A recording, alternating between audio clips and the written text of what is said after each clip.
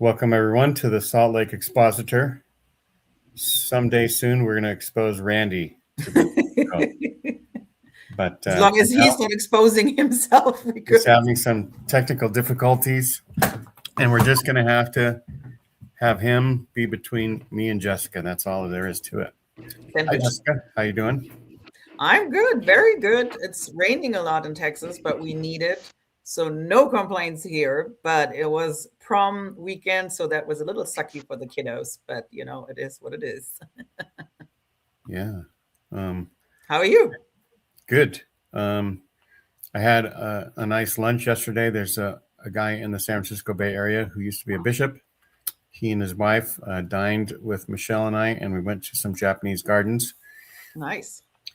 And he talked about how, in his opinion, the brethren know. But we know that it works so well for the people that it works for that they don't understand why the church doesn't work for everybody. I think that's a good point. I think because that's the thing I feel like a lot of people who leave the church struggle with. Did they know it? Are they kind of mean, evil on purpose? And I think obviously we don't know. I haven't talked to any of those, but I think there is this thin line of it works for them, it doesn't harm them, and they live in this isolated bubble where they almost feel like even if it's not true, it's not harmful. And they really don't see. We can see it with David Archuleta, right? And Ballard, that he was like, I never talked to a gay person. So, oh, wow, I can see now a little bit clearer, more. It wasn't little, but still he was admitting like he doesn't even know how people live who are gay and how does it feel to be in their skin. Yeah. And so I think it is sort of, they also do believe probably in an afterlife and that there's Jesus is real. And if they're not exactly sure about church history, they just think that maybe the mysteries will be solved in the afterlife, right?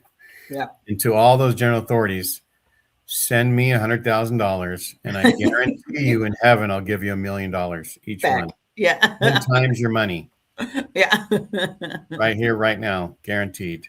When I was like kind of really just beginning of deconstructing, so I wasn't as far as saying the church is not true. My joke was always like, I'm pretty sure when we all die, like kind of either Jesus or God or whoever will have like Joseph Smith and Brigham Young both by an ear and say, what do you say? They're like, I'm sorry. That's right. And what is it? If you have to be told to say sorry, then you probably don't mean it.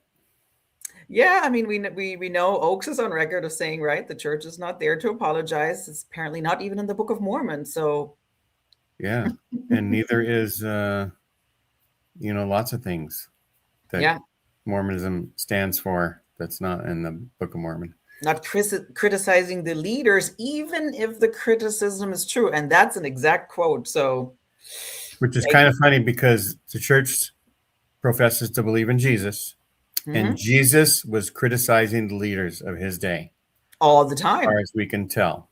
Yeah. And I think, it was originally against the Romans, and that's why the Romans allowed him to be crucified. Well, they said they had all the machinery, and Bart Ehrman said, or somebody like him, some other professor, said, the Romans were the only ones that had the means and the ability to do crucifixions. They did thousands of them, and it was usually people that were against their rule. And so that's the most likely thing that happened. Well, and we see it everywhere in the world, right? Even in recent history and a little further back, where governments, if they're controlled by religion or heavily influenced by religion, they will go violently against people who are not of the same opinion. And in the same way, the church crucifies people that they don't like by excommunicating them. That's the only power that they have. And they do it. And in a way, it's spiritual violence. Yep. A lot of the people that are excommunicated for their beliefs, which is kind of funny because Joseph Smith, one of the articles of faith is that we think that people should be allowed to worship how, where, and what they may, except for if you're in the Mormon church. Well, and the whole essence of Joseph Smith, that's kind of, happened to me? Oh, sorry. That's kind of was a crux to me too. It's like, so the essence of Joseph Smith for us, right, is believing that he was kind of like struggling, couldn't find the right church. So for him, it was like all churches are wrong, none of them feel good, and now I will pray about it. But if you do the same thing as a member, where you're like, yeah, I'm not sure with this church, and then you would claim, I prayed and I do feel God is fine if I leave this church, everybody would tell you like, no, that was not God. No, your prayer wasn't answered. But you do exactly the same thing Joseph Smith did. Right. Speaking of the Holy Ghost, how you doing, Randy? Can you hear me now? We can hear you, but it does sound like some other mic is picking you up. Did you used to have that? You had a mic around your neck the other day. Is that still connected? Is that like off to the side somewhere? No, for some reason my phone is not connected. Yeah. My sound system again. So I'll switch over to a different mic. Yeah. Switch over to a different mic. Me, old school, nothing. There was a time when there were like 8 mats that we know, and Randy has 5 or 6 mics that are just hanging around. Yep, Randy is very far away. It's almost like his voice is on LSD. Or those like smokers, right? Who have those on a trip. Oh, yeah. Yeah, and people have operations on their throat and they have to talk through their whatever you call that part of your body. Yeah. So we can get in. The headline is Mormon Church Stories Sued by the LDS Church. Yeah. And do we have something that sort of describes that setup? I can I don't know if you guys have a video. I don't, but I can download. Well, I do actually. Julia, do you guys want to listen to her? Let's do Julia's. Okay, let me get her video. I wasn't sure if you guys have some video you wanted to show before. Well, let's see. Randy, do a test. Can you hear me now? That sounds beautiful, dulcet tones, whatever dulcet means. As long as they're dulcet, I'm good. Yeah, I have to figure out what that is because apparently it's good. Yeah. And we don't have necessarily any tea, but we do have tea leaves that we have to read about the whole situation. And we're obviously going to give suggestions to John Dehlin's lawyers and all kinds of good stuff. Yes. And I'm listening closely because the new name of my channel is Post-Mormon Project with the big old Mormon right in the middle. Yeah. The church's what's going to happen. bullseye is going to be right on you next. I'm not big enough. No. Give me 1 second. That might be the only way Randy can get above 500 subscribers if the church started talking shit about Randy. Then That people would say, just who is a that little guy? bit that you said that, but it's so true. Who is that guy that's messing with the church way up in Spokane? Yeah. Up north. Right? Guy in our ward was called on a mission to Spokane, and he misread it at first, and he thought it was Spokano, and he thought it was in Japan somewhere that he had never heard of. There you go. He finally realized it was just 800 miles north of us. It was kind of let down. Oh, okay. I got Julia's video done. Okay, let's load up Julia, and we will. If you know, back in February, Mormon Stories was in mediation with the Church of Jesus Christ of Latter-day Saints. Well, yesterday, the Mormon Church released a statement. The title is Getting It Right, Clarifying Trademark and Branding Concerns. Note that the date for the release of the statement is April 17th. Part of the statement reads, the church proposed one simple solution. A brief disclaimer that the podcast is not affiliated with or endorsed by the Church of Jesus Christ of Latter-day Saints. The thing is, if we use the Wayback Machine, which takes past snapshots of websites, and search mormonstories.org, you can search what was and was not on the website. If you click on February 15th, it will take you to the website as it was on that day. If you scroll to the bottom of the website, you can clearly see that there is no disclaimer. If you then go to February 27th, go to the website and scroll to the bottom, you can clearly see that the disclaimer was added. It reads, Mormon Stories is not affiliated with or sponsored by the Corporation of the President of the Church of Jesus Christ of Latter-day Saints, which, I mean, to me, using the church's legal name in this legal battle is chef's kiss. But if you search the next snapshot, which is March 9th, go to the website, scroll to the bottom, the wording was updated. Mormon Stories is not affiliated with or endorsed or sponsored by the Church of Jesus Christ of Latter-day Saints. So between February 15th and February 27th, Mormon Stories implemented the church's simple solution and amended the disclaimer on March 9th. So why in the world did the church's statement yesterday not reflect this? Because on the website, on YouTube, on Spotify, and Facebook, the disclaimer was adopted. So there you go. That sets sort of like step 2 of this story. But everybody knows, just to let everybody know, a couple months ago, John Dehlin said he got a letter. Maybe it was a Christmas present. He got a letter saying that they were concerned. And then a couple months later, they had this mediation. And then over a certain amount of time, John Dehlin said, well, we had to leave the mediation because they were just asking too much. They probably wanted John to pay tithing again. At least on the Mormon Stories revenue. Yeah. That's just way too much. That's overstretching. And then, and in a way, Randy, how do you feel about the church suing Open Stories and John Dehlin, basically?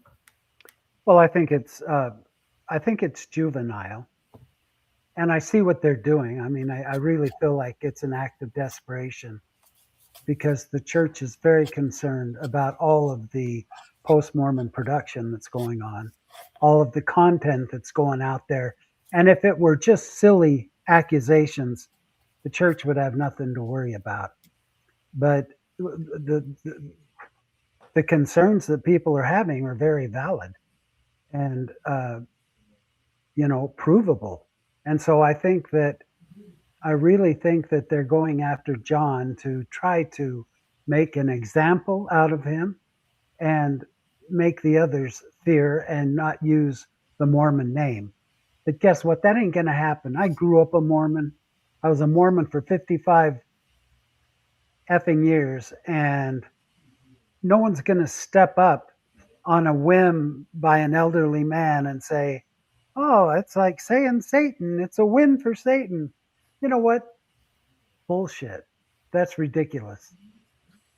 I'm keeping my heritage, which is Mormon, certainly not my current status and won't be, but if I want to use Mormon, I'm going to use Mormon. If I want to tell jokes about Italians, I can tell jokes about Italians because I'm Italian.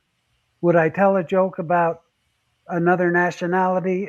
No, because then I'd be a racist.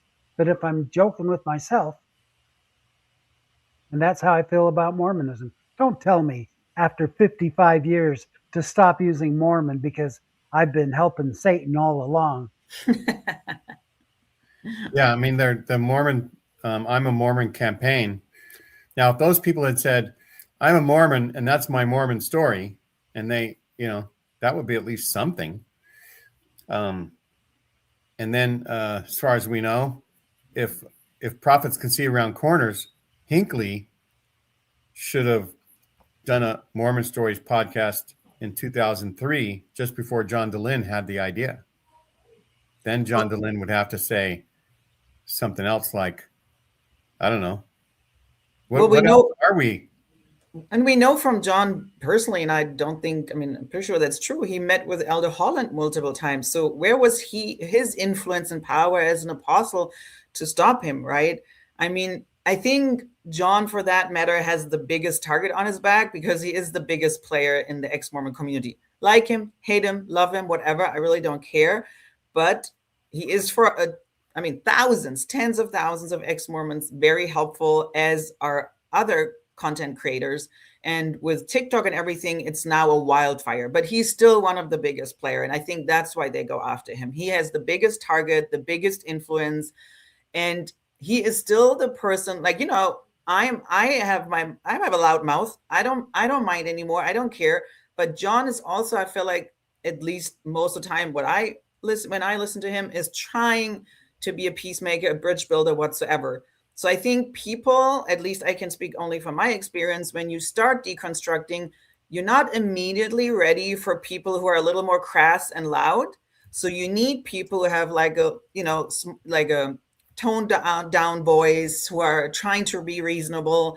And then the whole kind of thing he does with the Mormon stories, like he has now, I feel like multiple things, right? There's like church history, but the essence of his Mormon stories were Mormons sharing their experiencing growing up in Mormonism, how it felt, how the good, the bad, the ugly, the pretty, right?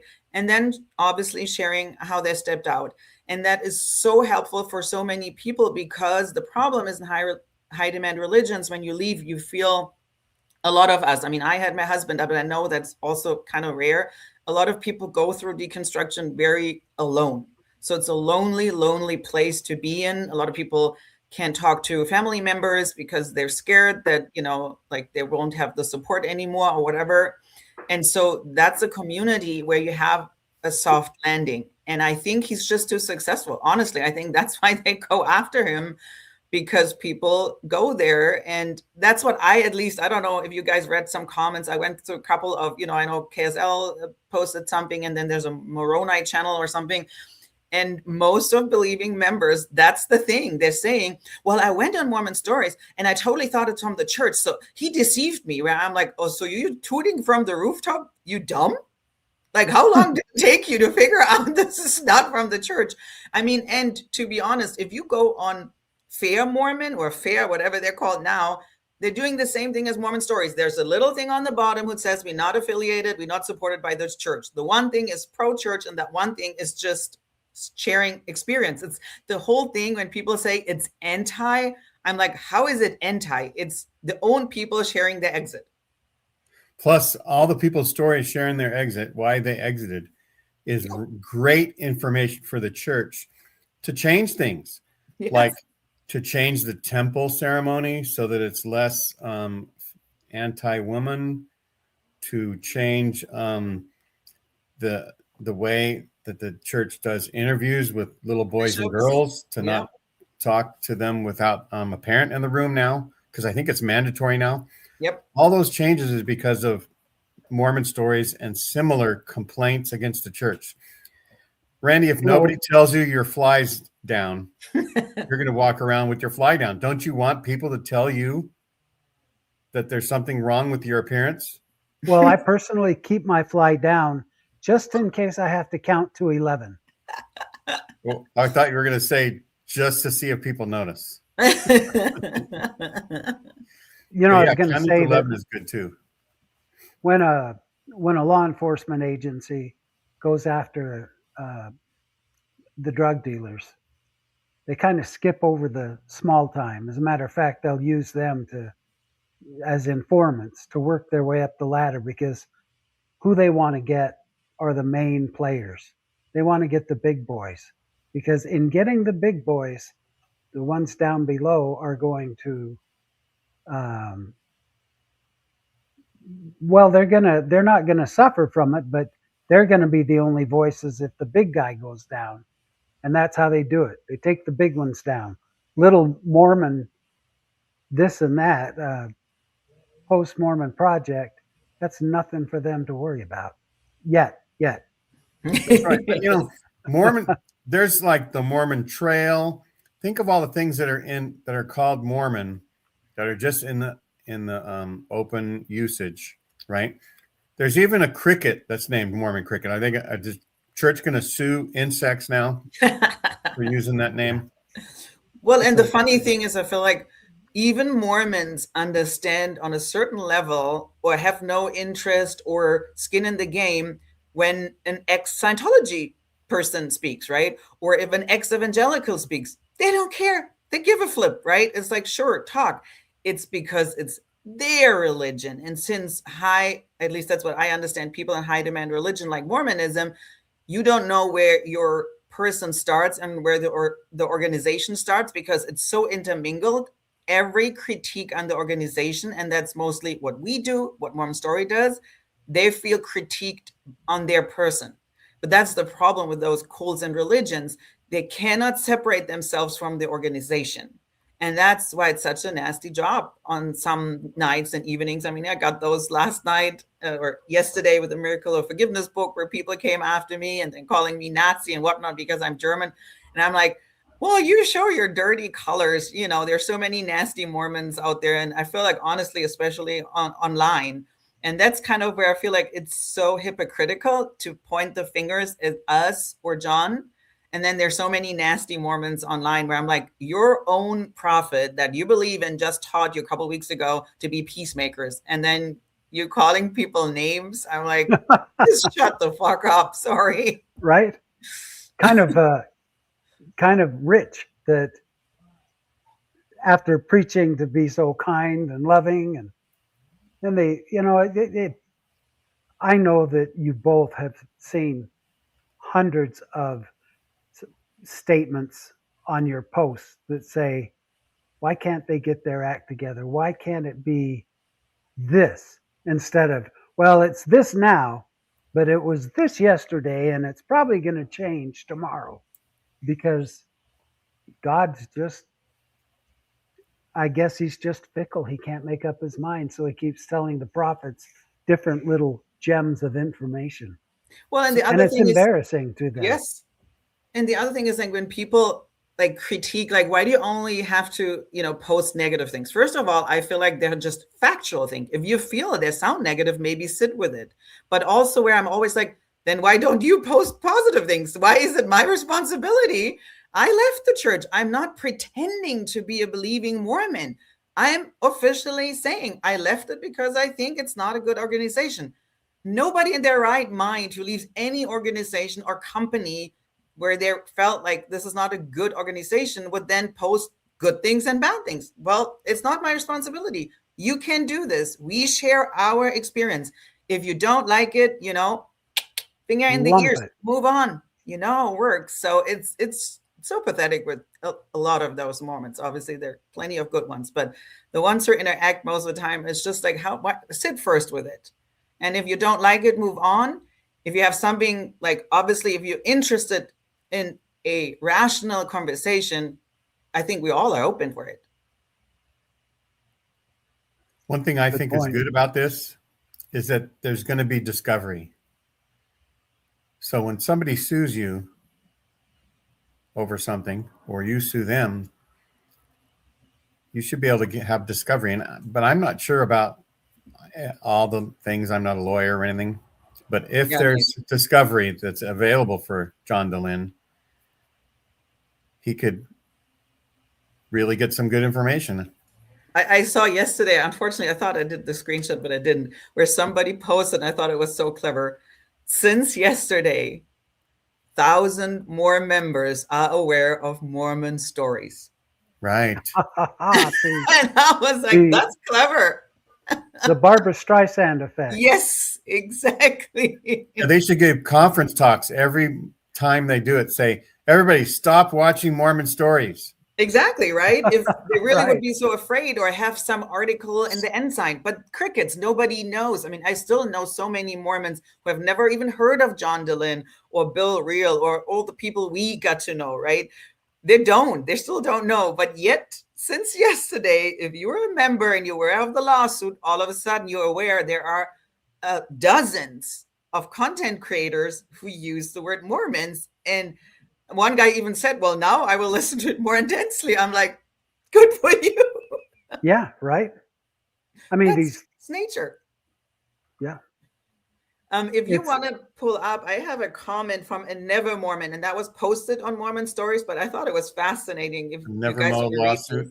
Yes. And while you're pulling that up, I was just going to say that the what was I going to say? It was really good. You have to trust me.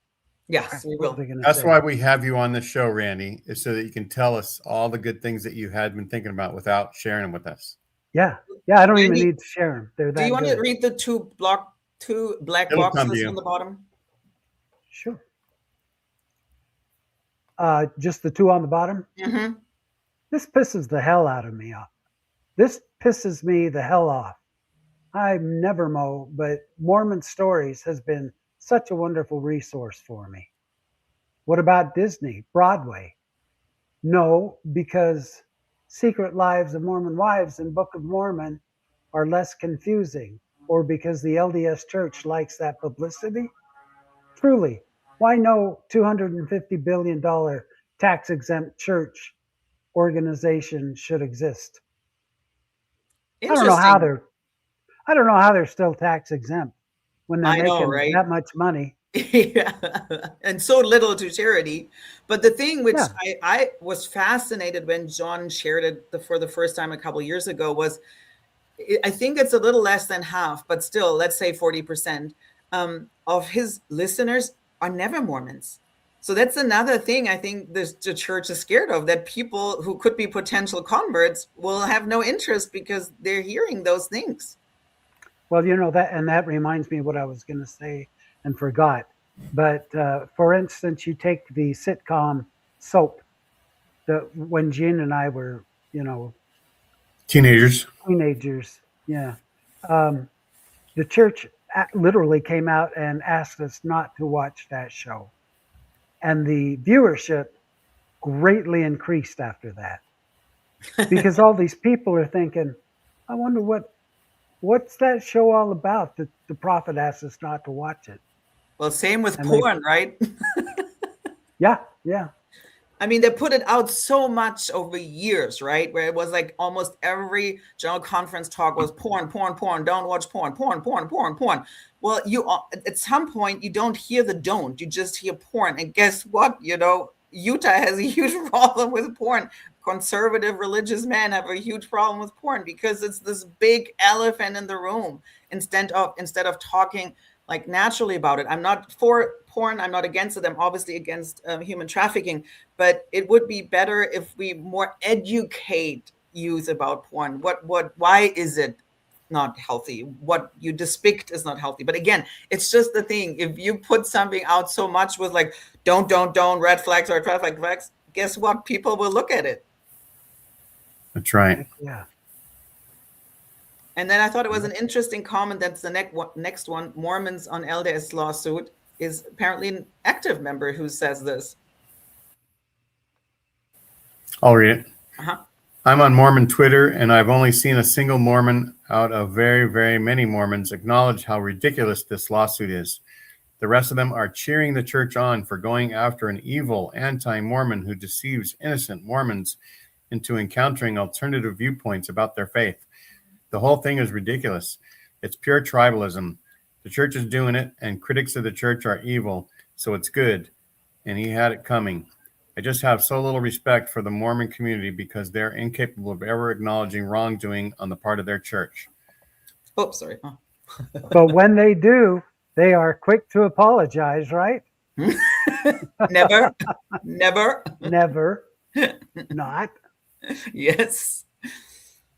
But I think that's the interesting part, that I think the problem the church faces right now is kind of our country as well, right? Is the split in the middle. There are two camps who are fighting, and the Mormon church has the same problem. It's the liberals versus the conservatives. It's the Mormons who hang on to every single word from every prophet, and the other ones who just trying to make it a healthier organization to say, hey, this was shitty. Let's not make this a point anymore in our church. And I can appreciate at least those members who are saying, no, like this guy, right? This is embarrassing. I'm embarrassed for my own church. It's in a way petty. It's just petty. A $1 billion organization goes after a guy who, yes, he has maybe 800,000 followers, but it's not even 1 million. And so you go after that guy and he's not even, if his posts would all be about like, you guys need to leave. This is, the shittiest organization ever. He never announces or tells anyone it would be the best thing for you to leave, because he knows there are certain people who are really vulnerable where it would be not a good thing right now to leave. And he's not that person. He's just saying, here is what I think. And there are things that are not good in this church. And like we all said, that's why, Bishop's interviews, that's mostly Sam Young, and people can look him up. But John Dehlin too, like fighting for LGBTQ health. I think, Jean, you said it once too, it's when you're out, yes, there's nothing they can do to bring us back, but we still have an interest for our families and friends to be in a healthier organization. Jessica, let me just correct one thing. You said there's nothing they can do to bring us back. But I think I publicly stated last week that if they actually did what they claim their priesthood has the power to allow them to do, and go start healing and raising the dead and actually performing these miraculous priesthood power miracles, I'll run right back. See, I don't. I would right see, back. hey, that's crazy, cool, but I would not go back. Well, if some guy's raising the dead, I've got to say, well, yeah, I would be definitely in awe. At least as a spectator, you're willing to come back. Yes. Yeah, it might worry me just a little bit if the Mormon prophet starts raising the dead. Well, they should start with apologizing. Maybe starts there. That's something they can actually do. Right. Yeah. Never. Never. They won't do it. So just think if John Dehlin is allowed to do discovery, what types of things would he want, Randy? I was thinking, emails and high leadership agendas to find out when are they talking about trademarks and what are they saying behind the scenes about their trademark. Yeah, John would definitely benefit from getting a great deal of email, not saying you've helped me get out of the church, just saying you've helped me learn so much and shown me so many people's experiences. I'm talking about Mormon corporate emails. What is the machination about behind the scenes? If you're going to sue me, what have you been talking about at the highest levels in the Mormon church about this? Has this been on your radar for a long time? Have you been wondering what to do? And I think, John could maybe subpoena financial records and say, why do you need financial records? Well, I'm going to prove to the court that the church has had the means for my whole existence of 20 plus years of doing a podcast, where they could have paid a lawyer to send me a letter 20 years ago to cease and desist, right? Yep. And yet they didn't. Why would they not? And I want the financial records to prove that they were able to do that as part of my defense. Why now? And I know that's what you're asking, Gene. Seriously, why now? Why not back when they first said that it was a win for Satan to use Mormon? Yes. Why now? Because now John's being effective, along with so many other podcasters that we know. They're having an effect. I know I have a few, I won't call them investigators for post-Mormonism, but there are a few people that have come to me and said, you know what, I'm starting to doubt the validity and truth of the church. And it's, thank you guys. I don't know if you guys read all the YouTube comments. I kind of have to. And we get so many comments, the three of us, about thank you for enlightening people. Thank you for talking about this or that, or, for taking our side. And I think the church is getting really concerned about that. I think that's what it is. And also a little bit, I think they want to do, which I think multiple ex-Mormon content creators said a couple of years ago, as soon as Nelson dies, they will try to go back to the Mormon moniker and trying to be okay again, because they know how much, if you Google something, most people, especially never Mormons, so potential converts, right? They still use the word Mormon. They don't Google the Church of Jesus Christ of Latter-day Saints. What? So they Google Mormon. What do they find out? Mostly ex-Mormon content. And I think, obviously, the Mormon church never admits to any mistakes. And that's another one. They will not admit that this was a PR disaster. They shot themselves in the foot with that one, or Nelson on, I don't know if it was his own, he himself just said it, I will do it. And maybe they warned him. I mean, that's the other thing. Nobody knows what's the machine behind them, right? Like the same thing. Yeah. Is it Oakes now because he's a lawyer taking John Dehlin to court, or is it the PR company section of the church? Like, who is it actually who has the real power in Mormonism? Sometimes I wonder if it's really the 15 or what's driving truly that organization. But I think just think if the Catholic Church changed their wanted to rebrand and they said, yeah, we like this Church of Jesus Christ thing. We are actually the original Church of Jesus Christ with the original saints. And that's the name of their church from now on. Don't you think everybody would keep on calling them Catholics? Exactly. Yeah. And it is just also, but the thing is, it's just in the air, right? Yes. And we're the Catholics and we're the Mormons. That's all there is to it. It's just an easy thing. Plus, I mean, we did for decades thought it was a cute nickname. Let's just state that as well. But the other thing is, and even a lot of Mormons say that too, and that's why I think they shot themselves in the foot, is it's a mouthful to say every single time, as a member of the Church of Jesus Christ of Latter-day Saints, and then do it in different languages, like even in German. It's weird because you have this whole saint thing. Heilige der letzten Tage. Ich bin ein Heilige der letzten Tage. No, you rather say, I'm a Mormon. Same thing in German. Ich bin Mormone. It's just easier. And if they have questions, which most people don't, let's be real here too. They're not more interested in your religion because you claim you're a saint. That's right. Nobody says at a Notre Dame versus BYU game, all right, it's the Catholics against the members that are playing football of the Church of Jesus Christ, Latter-day Saints, who are athletes. Exactly. I've never seen so many members in one place. Yes. Well, and the other irony goes with that school, right? Nobody, or a lot of times we just say BYU. We don't say Brigham Young University. Same thing. And then even worse, I saw that once on a social media account, and the guy was never Mormon, and he said, like, he through Salt Lake, and he was like, why are so many people in Salt Lake on Yale? Because the why?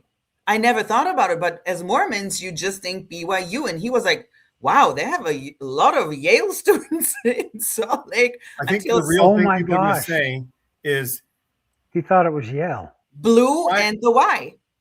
That makes sense. The school is named after Brigham Young. Why is what they're going to say pretty soon.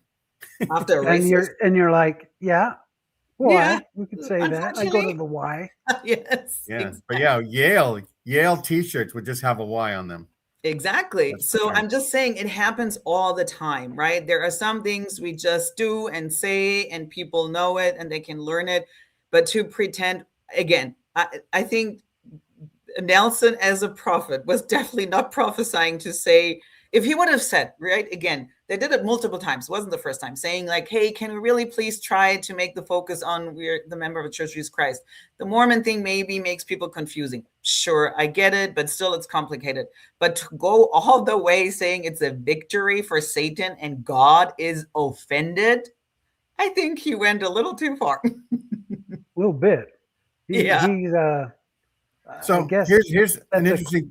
Go ahead, Randy. I'll just try to. I was just going to say it's kind of a classic case of FAFO.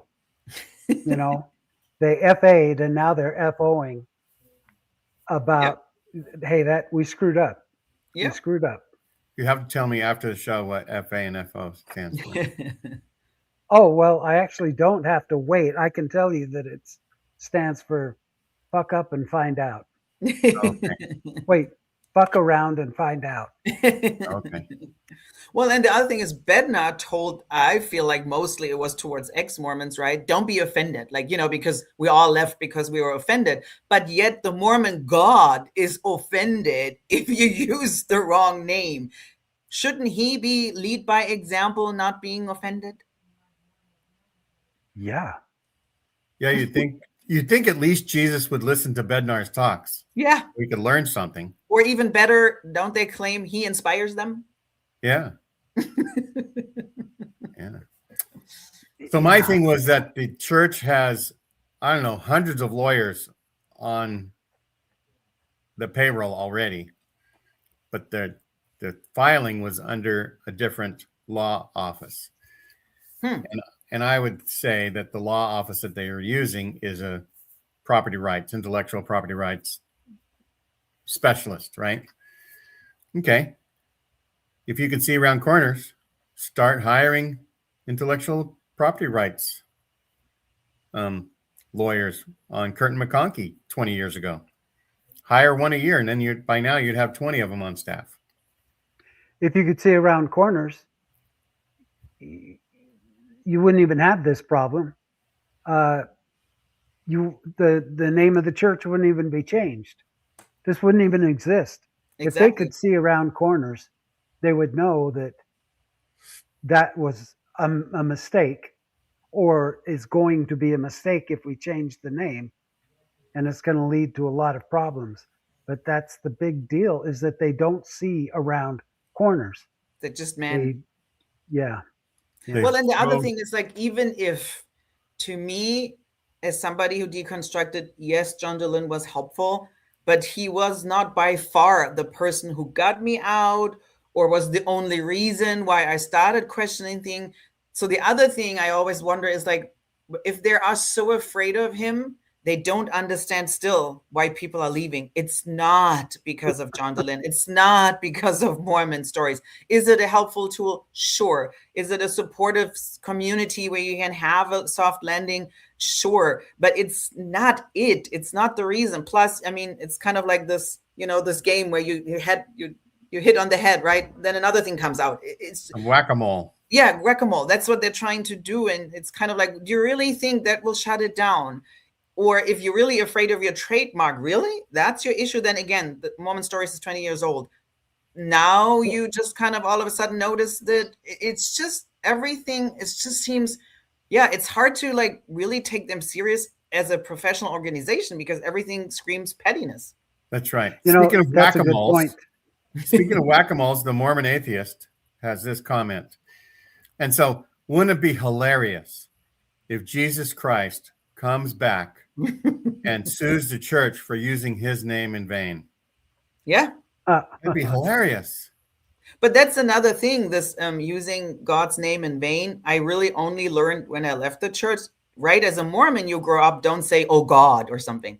But it's actually not telling other people what to do or not to do in his name. That's actually misusing the name. And so many religion, or especially Christian religion, get this wrong. And once I heard it, I was like, it clicked so much more. It makes so much more sense that this is such a bad thing to not do harm in his name and not saying, oh God. That's the big thing. Right. In a marriage, if both people truly love each other in a marriage, there's no one that's going to come along and break that marriage up. It's sound, and that's when, the marriage is a good, dependable marriage. If someone comes in and works her way or his way into the life of one of the couple, then people will try to blame that person as a homewrecker. Yeah, as a homewrecker. But guess what? You can't go in and wreck someone's home in a happy couple, in a couple that's in love. And that's how it is with the church. Those who have a strong testimony are doing exactly what the church wants them to do. But those who are doubting and hurting, they're the ones that the church needs to worry about. And it's not because of John Dehlin. It's not because of what all the content that you put out, Jessica or Jean, all the interviews you do. That's not why people are leaving the church. They're leaving the church because it's not a good relationship. Exactly. That's a good analogy. It's almost like you would say it's the therapist's fault. And we're not talking about bad therapists. It's almost like saying it's the therapist's fault that couple is divorced because they couldn't, rekindle. No, if you don't use the tools that a therapist gives you. And also, I've been in couples therapy. The first thing every healthy therapist will tell you, you can only change yourself. If you are in a marriage or a relationship where you feel my relationship would be better if my partner changes A, B, and C, forget about it. Will not change. You can only change yourself. You are only responsible for yourself. But I feel like Mormons so often like to use the scapegoat. It's the black sheep in the family. And now we know even in families, the black sheep most of the time are people and families who are stop being okay with the status quo.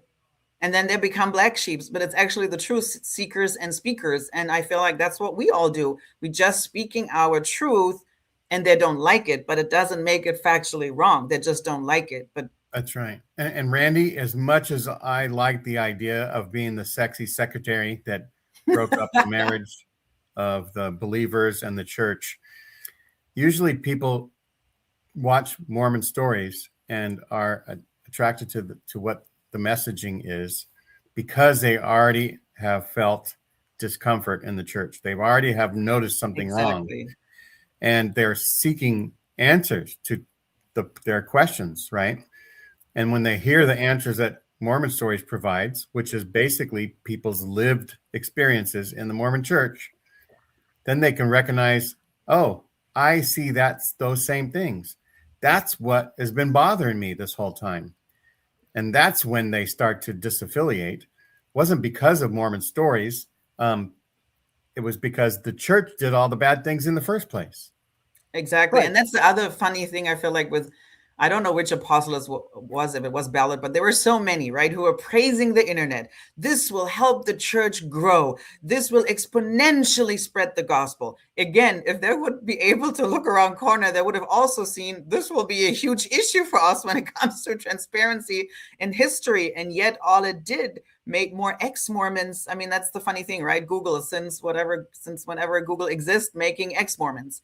It's more like, and it's not like before it didn't happen, even members left the church since beginning of Mormonism, right? It's just Google and the internet helps us, especially like us who are outside of the US, right, to get information, because that's even harder. If you're not English speaking and you live outside the US, it's even harder to get information before the internet. Now it's at least accessible because all knowledge is accessible. It's so much like the Eve story. You know, she was given information and now her eyes are open. And now we punish her for that, right? And Adam thought, well, at first that's a good thing. And then all of a sudden he eats the apple and then they get kicked out of the Garden of Eden. So, yeah. Which is, it's such a mind fuck for me to think about how Adam and Eve did exactly what they were supposed to do. So did Satan. I mean, according to the Mormon plan, they all did exactly what they were foreordained to do, and they get punished for it.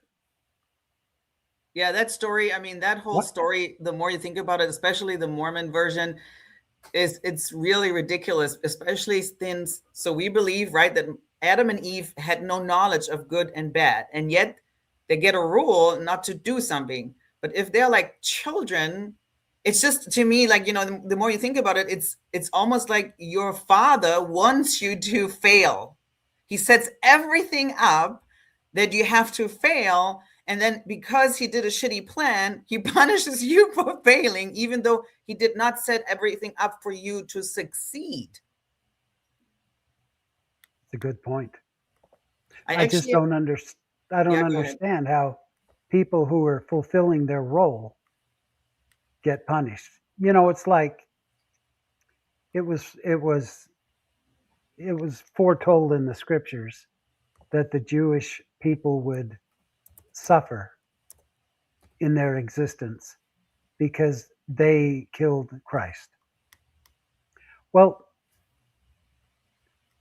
since that was foretold, doesn't that mean that pretty much that's how it was supposed to happen? You know, that's how it was supposed to happen. It all worked out right. But now the Jews are suffering for it.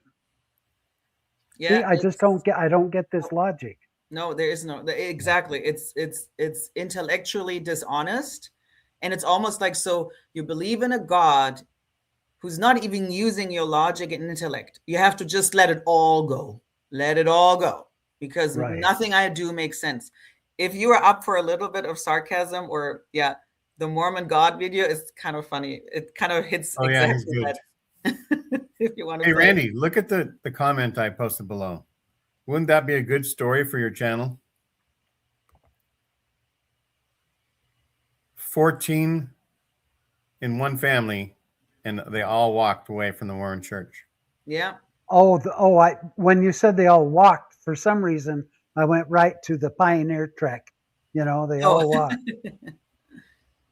Yeah. So 14 in one family all walked. Servant That's Queen, awesome. get a hold of Randy, and then you can be interviewed by Randy and I about that. That's an amazing story.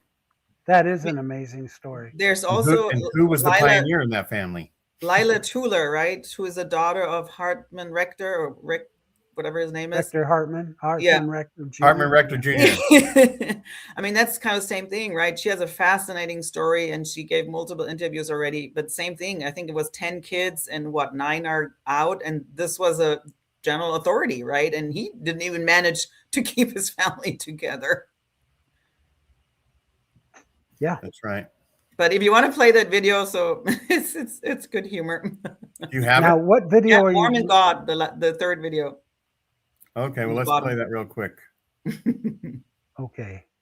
Oh my God. Just had the most insane idea. Where are my 2 favorite sons? Yeshua, Lucifer, come to Daddy, he's got a plan. There you are, my beautiful boys. I want to send all of the spirit children down to the earth to get a physical body and experience good and evil. Like I did before I became God. But here's the catch. I want them to be able to choose the most evil acts that any human could commit. Murder each other, rape each other, genocide, the Holocaust, the Epstein files, all of it. World wars, nuclear bombs. Unfortunately, though, a lot of people won't make it back because I hate all of those things I'm gonna allow them to do. So we'll just be separated forever, I guess.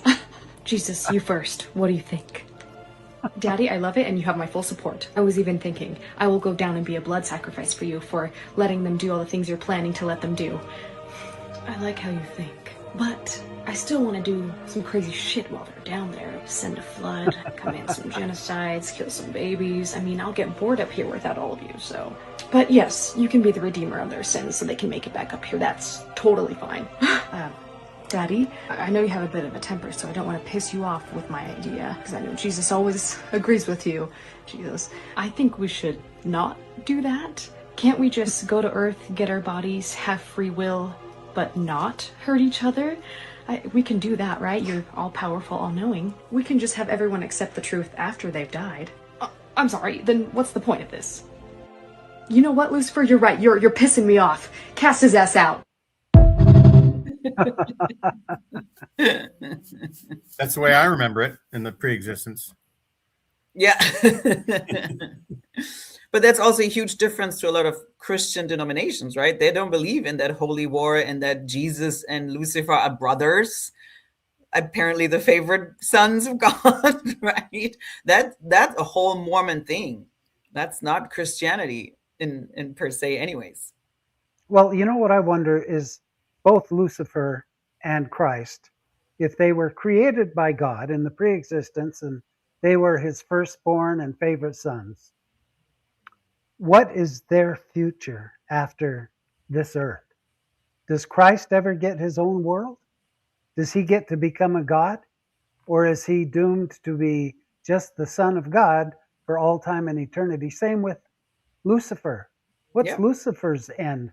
Once this world is done, I guess according to the temple, he goes to another world and does the same thing. But it's almost like, that's what I thought yesterday. I was like, so if I would have 2 sons, and I know one, if I want to be a little bit mean, is the goody two-shoe, right? The always says, yes, dad, yes, dad, yes, dad, exactly.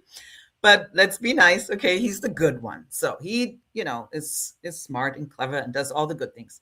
And Lucifer is the revoluzer, kind of pushing buttons, right? And even worse, he will be the reason for serial killers, for wars, for abuse. Isn't even on this earth, as a regular parent, it's my responsibility to call the police and put him in jail so he is not anymore a threat to society. Yet God the Father is saying, do your thing. Make them suffer. Why would you do this if you love your children and you have one psychopath son? Why would you not put him away and say, enough is enough? I gave you chances, but it's enough. Where is his spirit prison? You know what I mean? Why is he not in chains if he's that bad and his own father knows it and he's torturing his siblings? Why is he on free leash? Makes no sense. Good question. You know, to Randy's point, you know, you see a movie and you think it's a pretty good movie or whatever, and then they make a sequel to it. When you go watch the sequel, and sometimes it seems like they just rewrote the script with different names and dates and things, and the storyline's still the same. It's like you didn't really give me anything new. Just think about watching a planet billions of times. Civilization rises, you kill some guy, everybody's good, everybody's bad, whatever. Blah, blah, blah. Blah, blah, blah. Over and over and over. That would be hell. Yeah. Maybe God actually went just like the good place. He actually is in hell. And he has to watch this over and over on all these planets. This is hell. How do we not know this is already hell? Yeah. Maybe. This is already the punishment, this weird game we're all playing. What That's if what my wife Lucifer thinks was about the good being guy? married to me? Surviving all religion. What if Lucifer had it right? Exactly. And we're all, you know. Well, yeah, he's the knowledge giver. He's the one that we're all on Team Christ, and Lucifer's the one that he's the one that gave agency. Well, and especially if he would have his own agenda, right? Like, why would you want to give Eve the knowledge? Why would you want to tell her? And especially since then, that's apparently placed right into God's plan. Then we're all on a leash. Then nobody's actually doing anything free will, not even Satan, because we all play anyways in God's plan. Then again, the question is always then what's the reason? Why then? Then nothing matters. If it's all already scripted, then there is no free will, at least. You cannot claim free will. So it's just a hot mess religion. There is no real answers. There's snippets here, snippets there. And at the end of the day, it's just, believe us, pay money. And now they have enough, at least the Mormon church. Yeah, so you can tell it's all made up because it doesn't make sense. Yes, exactly. And it continually changes with the times. It has to. Just like every rat trap, you put enough cheese in there to attract people. You say, be good to your neighbor, love one another, and then you do all kinds of other crap behind the scenes. Then men take that and they say, okay, pay us tithing so that we can have big red seats at conference and send all our kids for free to BYU and make $200,000 a year. As long as we don't have our own personal jets, nobody will catch on. Yeah. But speaking of, Randy, that was a good transition. Speaking of ever-changing Mormon church, right? If we want to watch the video about the Mormon women, that was another thing in Mormondom this week on the news. Church who won Coachella is the guy who. Oh. Wow, it just starts immediately. Right away, yeah. Starts. So the Mormon women one, right? Go ahead, Randy, click it. Is that the one that I just clicked? No, the other one. It says Mormon women. On the second row. You clicked on hip garments. Oh, I forgot. We have a second row. Yes. Yeah. There we go. Christ of Latter-day Saints just shared a post about a man talking about how he is supporting his wife through medical school, right? And it was a really hard decision for them to come to, but this is the conclusion they're coming to, and it's going to be great, right? The church highlighted this story, and all of the comments feature members crashing out. You know why?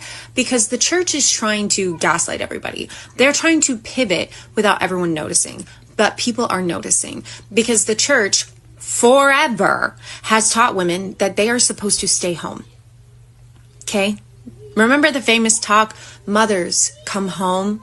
There's no greater calling than being a mother and a homemaker. You were never meant to compete with men in the workplace. Your career is that of mother, homemaking, cooking, making beds, washing dishes for your precious husband and children. That's a literal quote from a church leader who people believe speaks for God. That is how the church has taught things for ever, up until the last about 6 years. And now they are suddenly trying to say, no, women can have careers, women can go to work, you can do that, and that's fine. And you're still honoring your calling as a woman to have children and be a wife, etc. But the members are starting to get a little frustrated because they're like, why are you pushing these feminist ideals?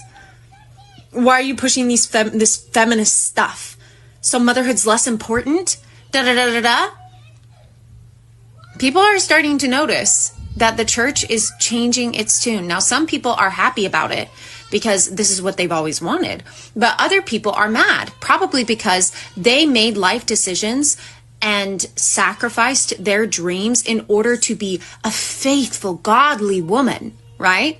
And now are going to be freaking pissed because what do you mean? They could have pursued their dreams and also been a mom. The Church of This is such a common story with so many subjects. Yep. This one, we're talking about today, but look at the mission rules. I'm kind of pissed off that our rules were so strict, and we got to call our parents twice a year, Mother's Day and Christmas, and that was only if we could find a phone to use. Yep. And and if you're foreign, you can only talk for a couple minutes. I just want to say very limited time, depends on where you served. Right. And then you've got the garment thing where all these women who always, threw away all their clothing that the shoulders showed, and now they can show their shoulders, and they're pissed. People get pissed when all these changes happen. I get a little pissed that wards are supporting missionaries. I shouldn't say pissed, but when I was on my mission, we didn't get to have dinner with any members because there were hardly any members at all. So, I think I had maybe 2 dinner appointments on my 2-year mission. And yet now they expect the wards to feed the missionaries. All these changes come about, and it pisses me off. It does, because it's not fair, right? I mean, I think that's what we all feel. And even with those missions, it really depends so locally. We all pretend, same with like wards and sacrament meetings, we pretend it's everywhere the same. And actually, it's only at its core, because the mission my son served in Philadelphia was way different than the mission my husband served in DC. And then if you have somebody serving a mission in Germany, that's way different too, or even in Utah. So in Philadelphia, my son was Spanish speaking. So the same thing. They hardly had any invitations because most of those families couldn't feed themselves. How are they supposed to feed 2 grown adults? Sometimes my son said it was so embarrassing because they would invite them, because they would sacrifice, and they were not eating. So they watched the missionaries eat, and they knew the family ate before just a little to have enough to feed the missionaries. And the missionaries come from $1 billion organization. That's exhaustion. I mean, that's taking advantage of people who want to do good. That's not right. That's not okay. And then you have other missionaries who serve in Utah, and they have 3 invitations each day, but they have still the same amount to go grocery shopping. So my son said it never was enough. So what do you do as parents? You pay more. You say, just go grocery shopping. We pay for it, but you also pay. So in general, just in case people listening to us, a 2-year mission cost around worldwide $12,000 for 2 years. Then on top, we paid tithing, right? So this is a very expensive thing those kids do. And then we almost visited all my son's apartments. A lot of them are really shitholes. That's right. And you have a billion. That's just shithole. Welcome to the show, Tim. Yes. Tim, Diamond Dave. Welcome. And we also have Alex. These missionaries have it easy. Yeah, tell me about it. I only got to call home once or twice, and the second time was to arrange when my parents were going to come pick me up in Germany. So yeah, but I had a lot of dinner appointments, but with members. That's another story. So do we want to talk about the lawsuit? Sure. Oh, that's gonna be fun. So, Tim, what do you think about the lawsuit? It starts out with a lie, where it says that John is using copyrighted material in his presentations because he's taken pictures of temples and pictures of general authorities and use them as background or foreground on his thumbnails for his. So does every shows. Mormon influencer on the planet. Exactly. What people don't put that when they're doing a podcast about the church, or what if they were podcasting about what is the Mount Rushmore? Is that violating some rule to have pictures of that along with your podcast? So I brought this up before, and I'm going to bring it up again. Technically, according to copyright law, yes, if you own a copyright or trademark, you can be a little judicious in how you defend it. However, nobody waits 21 years to launch and I actually got into an argument with a Mormon on Facebook about this because I brought up yeah, well, I didn't wish death on his family, so progress. But the point is I brought up the churches waited 21 years to bring this to John's attention. And then people are like, yeah, but, are you really questioning why now? And I'm like, you mean back in 2020, 6 years ago when the channel took off and people were being excommunicated for being on the show? They didn't bring it up then either. Exactly. Right? Yeah. It's because Oaks is in charge now. Well, it's because in 2026, the trademark expires. Yeah. It expires this year. This is why they're doing it. But the silly thing is, the lawsuit is 30 pages long, and it has all kinds of graphics in it. Hey, Tim, would you mind just reading that to us real quick? But even the church the changes whole the graphic, thing. right? Yeah, no. You want the whole thing? It's only 30 pages, right? But first they claimed, right, Mormon Stories are using blue. Then Mormon Stories changed the color, but the church also changed the color from blue to purple, right? Now, if you go to the church's website, it's all Christian purple and not blue anymore. So it's okay for the church flipping, fonts and Jesus even, right? First it was a different Jesus than they have now in that ark and everything. Mormon Stories never did that, and now it's even orange. So what do you want? It's like silly. Well, that's that. What they want. What they want is John at the beginning of his show to say that it's not affiliated with the church. Now, Rebecca just did a short about this. That John put out a statement. He does say that he's not affiliated with the church. Yeah. But he's not going to do it every single time. Yeah. But it's on the web page. It's on the web page. It's on the YouTube page. Yeah. Same he's as done fair. what they asked him to. And they want him to verbally speak it? They want him to yes, that is what they want.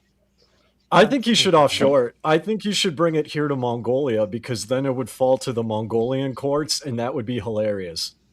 Or even Mexico. Mexico has very lax IP regulation. Even when American corporations bitch, the Mexican judicial system is very slow. It's also prone to partisanship, meaning bribery. So, yeah. Same thing here. The Mormons missed their chance with Mexico anyways, right? They were claiming it's the Holy Land, Utah, and Utah was Mexico back then. So America did really serve them well. Okay. So why did they go with Mexico? The word Mormon began as a pejorative. It did not begin as a good thing. It began as a bad thing. You call somebody a Mormonite, that was a bad thing. You call somebody Mormonite. You call somebody a Jack Mormon, that means they were friends with the Mormons. Okay. It was a bad thing. At the very beginning of the church, it was a Tim, bad thing. do you remember what the Mormons called themselves at the beginning? Was it Christians? Or was it restored Christians? Do you remember what it was? It was something different, and the Mormon nickname came in as an attack because you're right. I remember reading that because it's the Book of Mormon, so you're a Mormon. Although right away, though, Joseph Smith loved being called Mormon, and so did all the other leaders since Apparently, That's called at least Hinckley. Hinckley is claiming that, right? He said Joseph Smith said Mormon means more good. That was Hinckley and Well, John that was Thompson. that was the later period of Nauvoo when he was Yeah. asked, and he wrote a letter to the Times and Yeah. Seasons. But I also read some letters from the Campbellites that called them morons or moronists. Yes. Which is one of the reasons that in Catholic land, the Tolkien fandom, Right, and the real name of the church should have they been call More it the Women. Moron Nelion. Instead of the Instead of More Men. Silmarillion, it's the Moron Nelion. So, Well, I think, and I could be wrong, but so I follow John Hyjacek. I don't know if you know who he is, but he's Yes. like, Historian. do you know who he is? So Yeah. his take, he's a Mormon historian. He's a Bickertonite. He's a Bickertonite. Okay, so they're yeah, the he Church of Jesus claims- Christ of Latter Capital Day Saints. no dash. Yes. No dash. And no So dash. yeah, well, so from what he said, if I remember correctly, like the original name for like Mormons was like a variation of Latter-day Saints. It's like Latter Saints or something, See, but it this was is never Mormon. This is what they're complaining about. Is on the right Everybody side, does that though. and on Everybody does that. They do. You're right. You're right. You're right. But that's what they're complaining about. What I find interesting is people do this with Mr. Beast, and he just does not give a shit. Exactly. Like people do this all the time with Yeah. human beings on the internet, because once your face is on the internet, it is public domain. You do not own it. Go ahead, Tim. Show us. That's another one. Let me go back to the other one. Hey, It Tim, would can be you- easier if you shared screen. I can't. This is on my Oh. tablet. I download Can to you my send me tablet. the link, Tim, to I know which one. where you downloaded? Oh, And I'll It's try to in- include that. it's it. I got it from Reddit. I saved it as a PDF. Oh, and then they say that John used the image of the church with the blue Christus, and it's just a comment. This is a commenter. This is not John using it. This is somebody making a comment on Mormon Stories Podcast Facebook page, and they say Right. John. They say John did It's that. like the church didn't commission that statue. Oh, there They it don't is. own it. Yeah, they don't. Well- Well, they pay a fee to use it. I'm sure Right, they so pay that's a fee. the Christus guy needs to sue John. The Christus guy. Who did that statue anyway? Thor. Roldson, Who? Yeah. some guy from Norway. No, okay. I've always wondered No, who like Denmark. commissioned that Yeah. statue. Okay. Denmark. But what they want is plaintiff asked the court, defendants, their officers, etc., and other people who are active be permanently enjoined and restrained from using defendants' marks and any other marks, name, domain name, social media, handle, or design that is confusingly similar to plaintiff's marks, and from any attempt to retain any part of the goodwill misappropriation from plaintiffs. Oh, Bertel Thorvaldsen did that, the Christus. Okay. Well, if that is the complaint, Tim, the church is standing. So when it comes to intellectual property, you only have to prove that you own it and that you're using it. It doesn't matter if you owned it and didn't and have sublet it, or if you, like the owner of. So we have this enormous bronze statue here in Portland called Portlandia. The copyright holder exercises his right over that statue's image, which means that Portland itself can't use it as in any marketing. So that's why the city seal doesn't have Portlandia on it. And every now and then somebody tries to sue him and says, well, you're not using your intellectual property, because that's grounds for it being revoked or being the protections being lifted, or your monopoly on it being recanted. But he turns around and says, no, I have this book that's available for sale in this one shop, in this one art city, the artsy fartsy place in the middle of nowhere, and that's all that he needs. So the Mormon Church can say, well, we haven't fought anyone over this right for 21 years or whatever you guys said, because that was goodwill. We were allowing other people to freely use it on the condition that they did not, make use of our other intellectual property. So there is grounds for John, because he was using for quite a while the same color blue. And even though it was just a stock, close enough, close enough that the court will say, well, of course. And then there was that folded stock art that he had behind Mormon Stories in the same similar serif font that the LDS Church uses. And a judge was like, well, it resembles the arms of the Christos statue. So, there are grounds. It's skeezy. It feels awful. It's ugly. It's rude. But, the law is the law. And the way it's been enforced for the last, 78 years for trademark. Like Kleenex is still held by the original trademark owners. Refrigerator, air conditioner, Kleenex, Xerox, photocopier is a trademark name. So, yeah. You can still hold the right and not enforce it. But, you have the right to exercise enforcement. But the thing is, the state is not going to enforce your rights for you. That's an in. That's the legal angle everybody takes. Okay, I'm going to read you John's statement that he just issued a couple hours ago. Okay. We have operated the podcast for more than 2 decades without any kind of disclaimer and without any meaningful confusion. We didn't feel any disclaimer was required, but in the spirit of cooperation, we adopted one in our podcast description. The church wanted us to make the disclaimer more prominent, so it was easily the primary thing anyone sees in our branding, which we believe is unreasonable.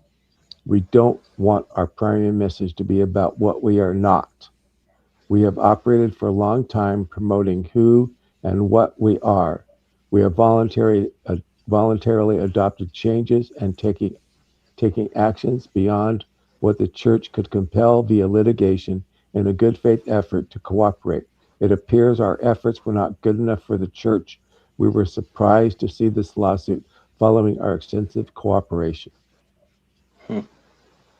He also had Patrick Mason. He does have active, popular or whatever, known Mormons on the show. So how do they feel about it? Why does he need to open that conversation with the claimer, or does he need to flip-floppy with every episode? So that's why I think it is a Mormon podcast, because they're Mormons from all sorts of walk too. And that's probably the counterclaim they're going to take, is like, we've had believing Mormons. Yeah. Like the guy that does quick radio. Well, that's what the lawsuit says. It gives a list of people who, when they found it, they were, it's anti-Mormon, and I don't want to listen to that. Here's the evolution of his logo. Yeah.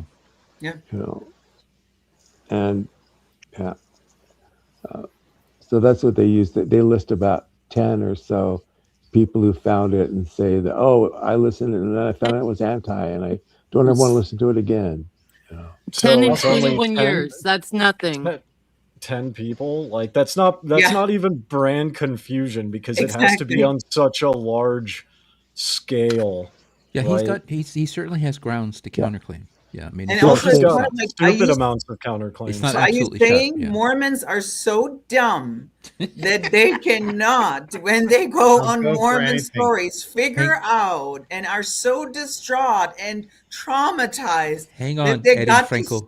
Eddie Frankel, I need coffee. Slow down. Jessica, what should we play next? Just because somebody mentioned Mormon versus Moron, I don't know if you guys remember that video. It's just classy. Favorite t-shirt ever. The guy on the right. I can't. I'm a moron. There it is on tape and everything. All right, I found my new favorite t-shirt ever. The guy on the right. I can't. I'm a moron. There it is. I thought that was the reason they don't want to be Mormons anymore. So let John Dehlin have it. Angel Moroni. Yes. I hear it. Chuck. So on the bottom of your screen, click on the little gear icon. Which one? Well, whatever it is, it's You get not that? Yeah, and so click on the gear icon and then click on audio. So click on the gear icon and then click on audio. Audio? And where the microphone is? Yes. The microphone? Yes. And you want to check echo cancellation.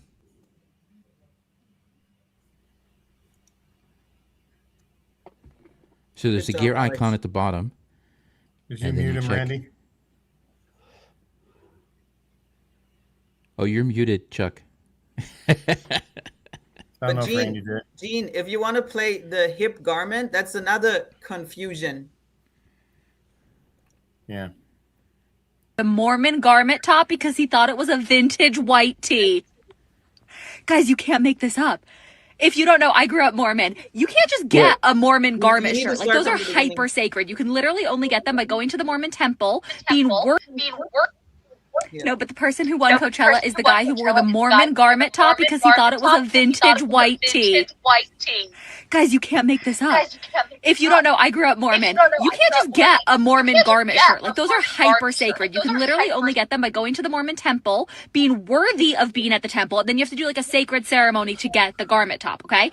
When you get rid of your garments, like if one day you decide not to be Mormon or whatever, you're literally told you have to destroy them. I think you have to like burn them or bury them. I don't know. It's some like crazy process to get rid of your garments. Who donated their garments? And this guy, he is literally cracking me up. He's like, oh yeah, some vintage reseller. Like, I found it there. And like, it has these little like symbols on it. I'm like, oh my God, that's a garment top. I have never laughed so hard in my life. I mean, honestly, the fact that he found this shirt, wore it to Coachella, and had no idea what he was wearing is so funny to me. I will tag his video. You have to go watch. 10 out of 10 entertainment. Somebody should go down and donate a green apron for the guy too.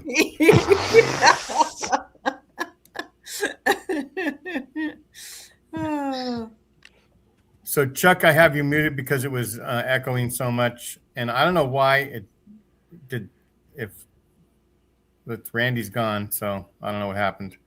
But I don't know. At first, when Chuck was on for 10 minutes, it didn't echo.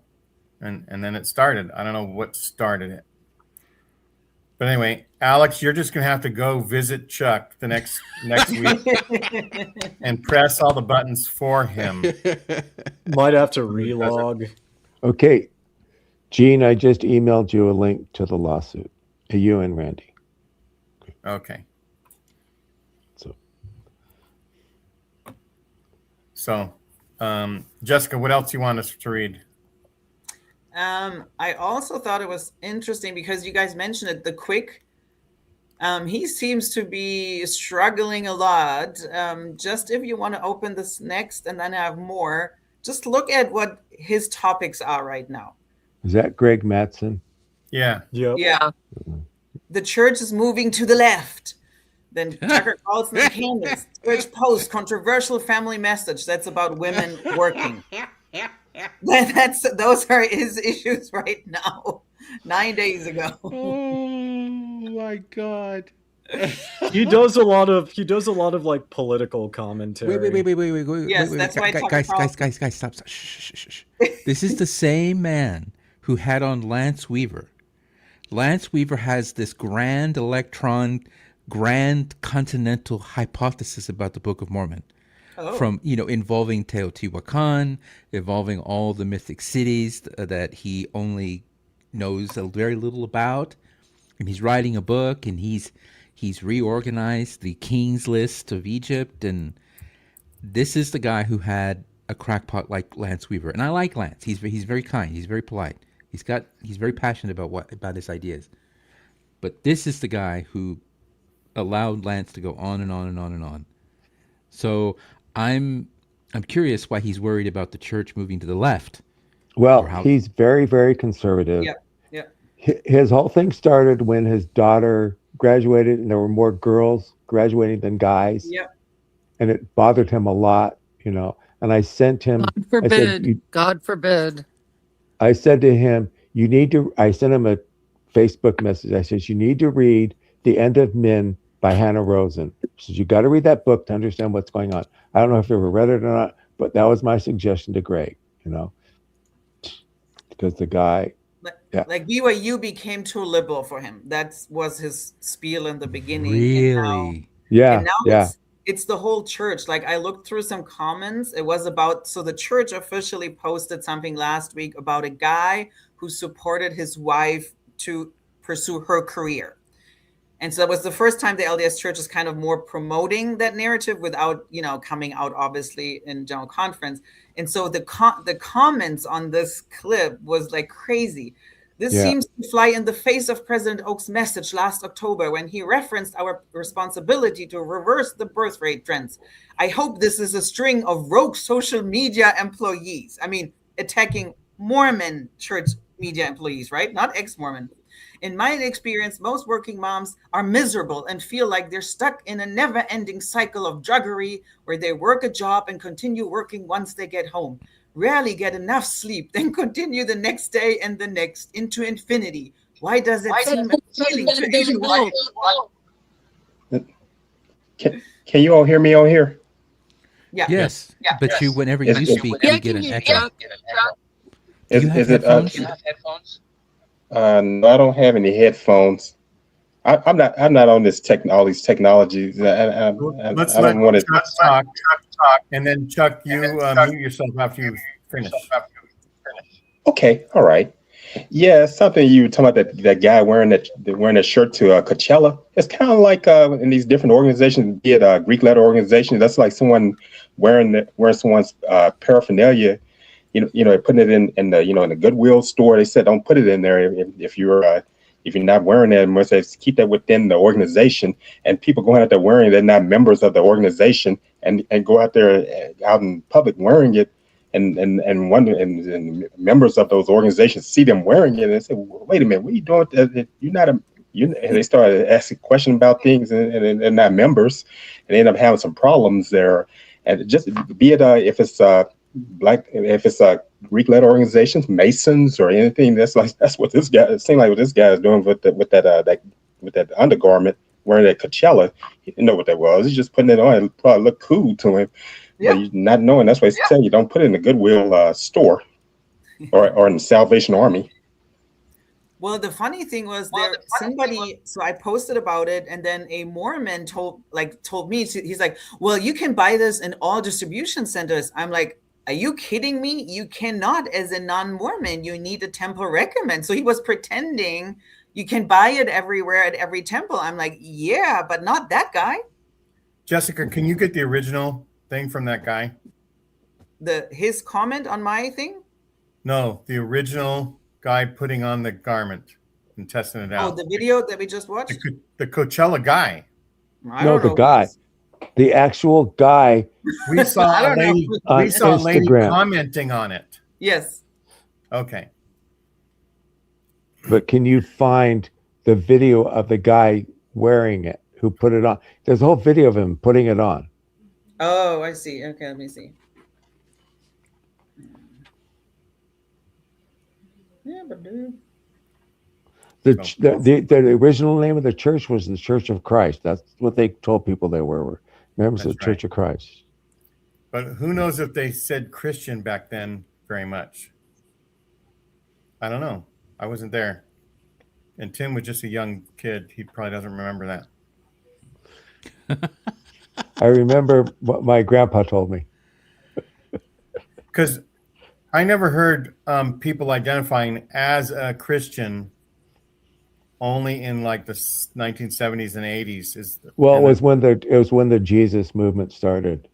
Right. Well, and Brigham Young, they all said Christianity is a bunch of nonsense. They're stupid. They were cussing Christians right and left. They didn't want nothing to do with Christians and Christianity. There are tons of quotes where they're bashing Christians and Rome, and they're also stupid. So that's why it's hilarious that now Mormons are so desperate being Christians. There wasn't a big deal to do that in the 1800s or the 1900s until the born again movement, right? Because it was ubiquitous. Nobody walked around saying, "I'm a Jew." and then in the 70s, you said that so firmly, Gene. And at the end of 75, 76, I found it, that there were yellow and black bumper stickers where I found it was, what did you find? Oh, I found Jesus. Yeah. Remember, my mother and I were having lunch at a restaurant, and right next, the booth right behind us, the guys were talking about this whole I Found It program. It was just, in the early days of America, it was the freedom was of religion. Of religion. I got the video if you guys want to watch it, the Coachella one. Before you do that, according to a search I just ran, in the 1820s, Christians did not usually identify as Christian in the modern use. They used denominational tags such as Methodist, Baptist, Presbyterian, Episcopalian, Congregational, so on, or they identified with their local congregation. It was the revival language in the era of the Second Great Awakening that caused many people, or obliged many people, to use converted, born again, saved, or awakened. Interesting. Or they were a professor. Favorite T-shirt ever. No, the next one. Oh, sorry. Let me delete that. Why does it just jump into the sound? Because the settings that you have for the window you have open is autoplay. So, yeah. But to go back to what I was trying to say, it's very rare that people said Christian. And if you said Christian, you were assumed to be Catholic. No, that's not it. Why is it? Wait a second. Yeah. Okay. Yeah. Okay, Randy, now you can hit the autoplay video. Which one is it? I'm trying to. I feel it's still the Mormon moron. That's definitely not it. Wait a second. Let me save the right video. So how you doing, Dave? I'm doing good. Are you going to donate any money to John Dehlin to fight the Mormon Church? No, he makes 6 figures a year. He's fine. There you go. I mean, plus he knows like Radio Free Mormon and like Colby and they know lawyers. He knows lawyers. He has his own foundation. He knows what he's doing.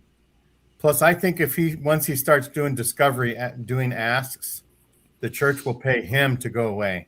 That'll be the first time the defendant got the payoff instead of the other way around. Got the video now. That's the guy. Okay, Randy, you want to hit it? Yep. Shirt. I got this vintage t-shirt. I love how flowy it is, and you can see the tattoo through it. Love it. I think you can't attend Coachella without wearing a belt, so this is the belt I'm putting on. My first Coachella. I'm so excited. I'm so excited to see Disclosure. It's been a curse for me. I've had plans to see them like 5 times, and something has gone wrong every single time. What do we think? Coachella, day 1. See you tomorrow.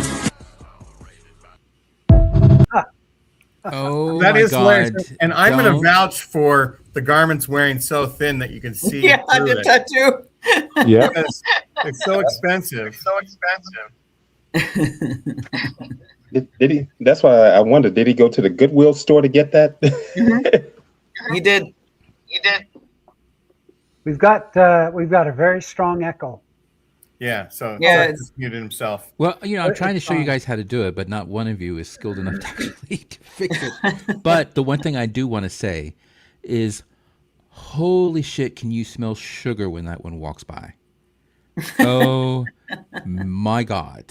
I think there's even one video where he points to the symbols and says something like, "This is so cool. Can you see the symbols?" And everybody's like, "What the fuck?" It's clear he doesn't know what it is. No, he doesn't. He has no idea. There were some people first claiming it's Ruby Frankie's older son because he has similarity. I can see it, like skinny, white, blonde guy, but he's really not. Now he's a bottle blonde. You could tell from the body hair that he's actually a brunette. He's also got tattoos, which I don't think Ruby's son. I think he doesn't have tattoos. And Oh, he's I don't think he's active, but he's free enough to use his gay voice, the sugar, Randy. Exactly.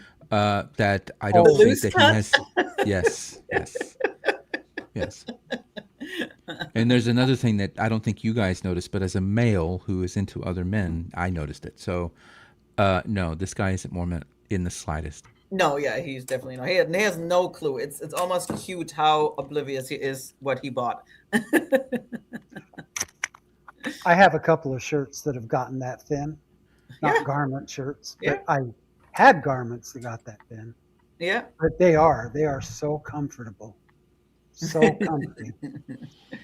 And I wish that I had some of my garment tops that had worn that thin now, so I could cut them up a little and wear them out. But I don't know if I'm actually that brave. No. But back to that quick show, just some other more comments. Very disappointed in how our church is going along with the world in so many ways. It seems like whoever does the social media is in odds with what our prophet and apostles say. This is all so emasculating to men. It's just so sad. What I thought was interesting. So I feel this guy is steering out way more shit than John Dehlin. So why are they going after him? For the same reason they won't go after Jacob Hansen or people like that. Gene, drop the comment or drop the link in the chat. Someone wants to join. I just thought it was funny that so many people were disappointed with the church and are they going rogue, right? Same with all those like Joe Smith didn't do polygamy people, right? So what's going on in Mormonism? I don't understand like how people could actually look at that person and think this guy is a Mormon. I know, like, right? But specifically like in the Mormon church, right? Yeah. Like in the LDS church, there's no you cannot be this stupid. People in the LDS church would You will be surprised. hypothetically know. Maybe I'm wrong, but right? Yeah. That's just it. There is so much that's swimming in Mormonism. How do you not know this guy's not a member? And you're a member of the church. Like, yeah. He goes to Coachella. Like, what Exactly. Mormon goes to Coachella? Oh, the Mormon, the Mormon men that go down to Las Vegas once or twice a year without Go to their wives. Coachella. The Jack Mormons, but the ones who are kind of in out, right? The Mormons that go down to Las Vegas once or Yep. twice a year without their wives are the same Mormons that will, get dressed up to go to Coachella with their man bags and, Those lavender, what is it called? Lavender marriages or lavender marriages? Lavender right? marriage, yeah. Lavender, yeah, exactly. Yep. I have a thought. There's two sides to it. The church announced the greatest number of baptisms last year, right? Yep. Either A, is it because John Dehlin has gotten the church so much publicity that people are letting missionaries come in and are joining. And They should thank him. John is causing this great thing. Yeah. Or B, the church in cahoots with John notices that all this, the bantering together causes more people to be aware of Mormonism as well as secret lies of Mormon wives. And they're just doing everything they can to get their name in the headlines so that people will let the missionaries tell them about Jesus. What do you think? That sounds awfully like a conspiracy theory. Like John Dehlin is a psyop. Have you seen that floating around? Have you guys seen that? He's a what? He's a psyop. He's a church psyop. So I'm seeing a conspiracy floating around that people believe that John Dehlin is actually still a believing member of the church. Oh, yes, I saw that. And that like he's trying to weed, like his mission is like from the church is to like weed people out of the church who don't belong there. He, like Nemo and a few others that I've met, I haven't met Nemo, but a few other Mormons that I've talked to, if you get them, if you get past the walls they've put up, they very well may tell you they believe in the restoration, they believe in the endowments, they believe in this, that, or the other. And John Dehlin stopped himself when he almost said that to me. Chuck, you're not muted. So it's curious how many Mormons who are out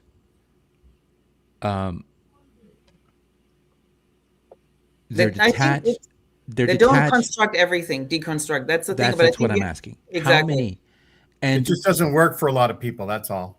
And then how many of the people who go completely out, but then turn around and see all of these weasels in their mind, I would think, that don't get completely out, don't completely deconstruct, that fall into this conspiracy mindset, like the whole, John Dehlin's a PSYOP, or RFM, who's still a registered member, is doing it because he's told to some degree. Then there's that Ballard fella who essentially faked his entire Tim Ballard.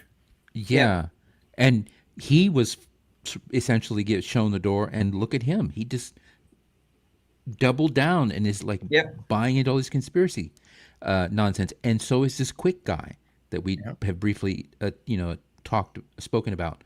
He's got the whack. He's inviting the wackos on, and he's starting to make comments that somehow a church that's patriarchal and will continue to be, that is making, rightly so, making more offices and more positions available to women in the church, in church leadership, and it's going to be a slow, agonizing process. Yeah. But he's a man who's benefited from a patriarchal church. Exactly. He has daughters. I mean, what's his goal here? Is he, no, my daughters cannot benefit from the church? Or I think it's just, I think in Greg's case, and this is just my opinion, because I've followed him ever since I was a member of the church. I honestly think in his individual case, I think it's more just to get clicks. I honestly think that's what that is. Okay, so I don't think that even the conspiracizing.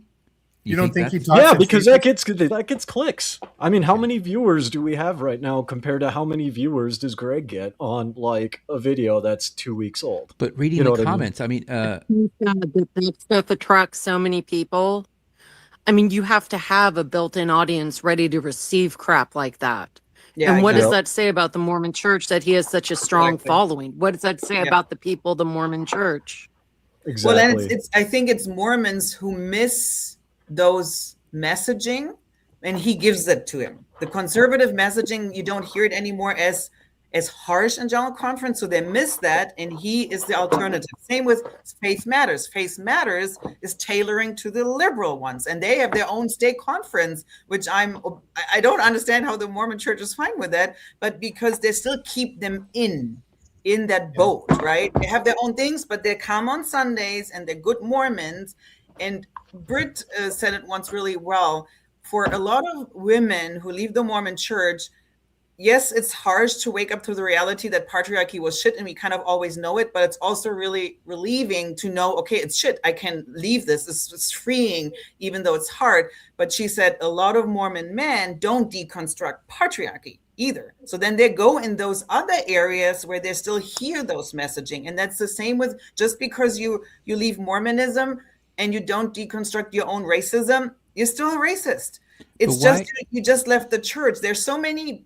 That's the other thing why I struggle, or why I'm so strong with Mormonism. It's not I left a church and I figured out Joseph Smith made it all up. There's so many toxic messaging that a lot of people then still carry on in that life and take it with them. If it's bad sexual education and they're struggling with their spouses and they're not good spouses, or they struggle themselves with their own sexuality. That's the thing. If as a Mormon, you have so much work to do. It's not just figuring out Joseph Smith made it up. Well, then I have a question. So wait, Alex, let's let Suzanne say hi, because I wanted to welcome Suzanne and to be a little bit less patriarchal. Love you all so much. What are you thinking, Suzanne? Can you hear me okay? Yes. Yeah. Yeah. Okay. Yeah. I am like the most zero technological person you're ever going to meet. So for a while I had an echo going on and I realized I had it opened in 2 places. So I think I've got it all figured out. Jessica, girl, just thank you for speaking all of my thoughts as an ex-Mormon woman. I just love you so much. Thank you. And this thing with John Dehlin, I mean, how petty can you get? He's been doing this for 20 years. And I mean, I will figure out how to help and support John Dehlin because he's been very important to me, you know. And I just think it's crazy they're going after him this way. And it just, you know, as I was reading the press release, I knew there were lies in that. I knew that he'd done, like, immediately he changed the color, right? From like blue to orange. Immediately did that. He immediately put disclaimers on it. But he's not probably willing to go back to every single one of his episodes and put, this is not the Mormon church. This is, you know, I mean, that he'd have to do something that much. I just think they're asking too much. Well, and I think it's intentional. It's intentional because they know he can't do that, so it's to trap him. Exactly. What it says is, years ago I said the only reason that Nelson was abandoning the word Mormon is because Mormon Stories has billboards all along the 15 in Salt Lake and throughout Utah, and people saw that and they tuned in, and that's the real reason that John's and his podcast had an effect on the church. And that's why Nelson said we got to abandon it, and it's a victory for Satan, because if you're listening to Mormon Stories, you're listening to Satan. That's basically what Nelson was saying. And I think John Dehlin did a really healthy thing with interviews. He always says, what's your intention, right? He gives the people that are actually talking to say, you know, I'm not after the church. I don't want to burn them down. I don't want to hurt anyone. Isn't that kind of the thing? He's asking them, what's your intention of coming to me or coming to Mormon Stories? I think that should be good enough. And then those people make their claim, whatever it is. Yep. Go, Laura, go. Yes. Go. No, I'm completely with you, Jessica. And how many people would do that? If he's out to burn it all down? You know, I was going to say, though, didn't Nelson try to pull that under Hinckley and get a smackdown from Hinckley for it? Mm-hmm. Yes. That was John Dehlin. Did John Dehlin already have his channel? Yeah. Yeah, he had it back in 2005. So when Nelson initially pulled that, John was already doing his thing? Since 2005. Yeah. Wow. My God, he's been a staple of the community. I've never been Mormon, but just an apostle when they had the split. Both were apostles, but Hinckley was a senior or more senior than Nelson. Well, he was president of the church when he gave that speech. Hinckley was president when Nelson. I think the first slap, he was even an apostle, but he was maybe higher in seniority. Yeah. It's beautiful to see. I love watching that. Hinckley just slapped down Nelson. But you're right, Jesse. What's your intention? You're 100% right with that.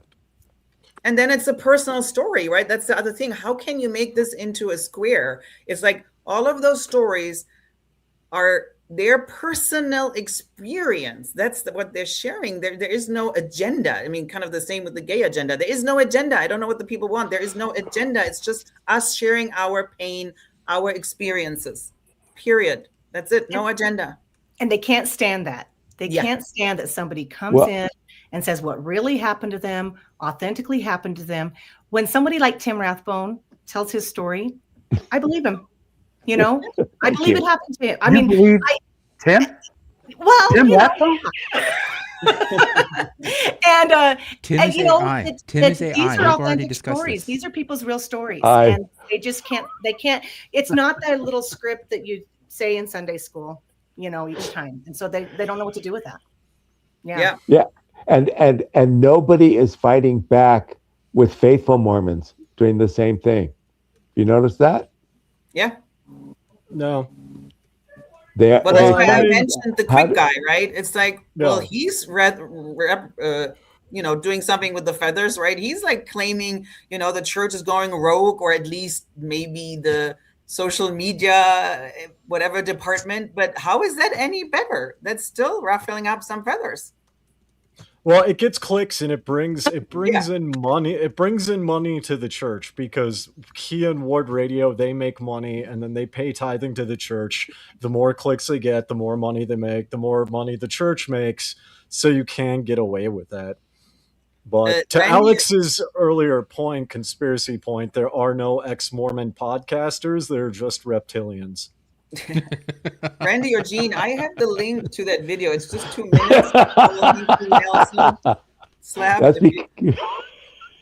That's because I've been to Bielefeld. Which, and that's something a reptilian would say. I've never been to Bielefeld, ever. It's ugly. No? I have no idea that it's just an urban hellhole. I have no idea. It's like Eno Park. It's like Eno Park, but I don't know that for certain. Was I in Bielefeld? I thought you told me you were. Does Bielefeld exist? I'm not certain. Oh, they want you to believe that Bielefeld exists. It doesn't. It's so ugly it shouldn't exist.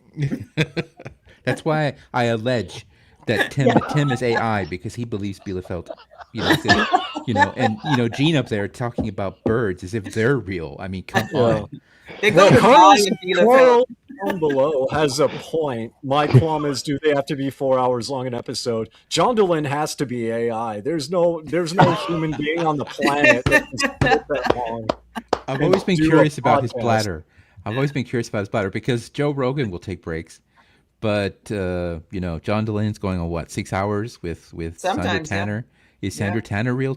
Is she a robot? I mean, he's got at that age, she's definitely a hero. I can tell you that much. That woman, that age, and keeping it all straight, my hero. New conspiracy born. Mormon Stories, 4 to 6 hours long. Is this a speech? John Dehlin has a monotone voice. He's got to be a robot. Yeah. This is the speech. Yes. Here goes. Wait, before you play, is there a date? By the practice of the media and of many others, to disregard totally the true name of the church and to use the nickname the Mormon Church. Hi everyone, Nemo here. The relationship and potential rivalry between Russell M. Nelson and Gordon B. Hinckley is oft speculated on the internet by Mormons and ex-Mormons alike. So we're going to have a look at the differences between these two prophets, the things which may have caused a rivalry, and the way in which that rivalry is played out. For a start, they clashed lightly in October 1997 when Russell M. Nelson gave a talk that was heavily sycophantic towards Gordon B. Hinckley. While we follow prophetic teachings, we can develop our spiritual capacities by emulating one such as President Gordon B. Hinckley. I thank God for this prophet. He is the Lord's anointed. Willingly I follow him. I love him and sustain him. I so testify in the name of Jesus Christ. Amen. It was the sort of talk that I'm sure Nelson would love someone to give about him, and indeed, some people have got close. Our beloved prophet, President Russell M. Nelson. Following our beloved prophet. Our beloved prophet. Our beloved prophet. Our beloved prophet. Our beloved prophet. Our beloved prophet, President Russell M. Nelson. Our beloved prophet, President Russell M. Nelson. We are all eager, no one more than I, to hear concluding remarks from our beloved prophet, President Russell M. Nelson.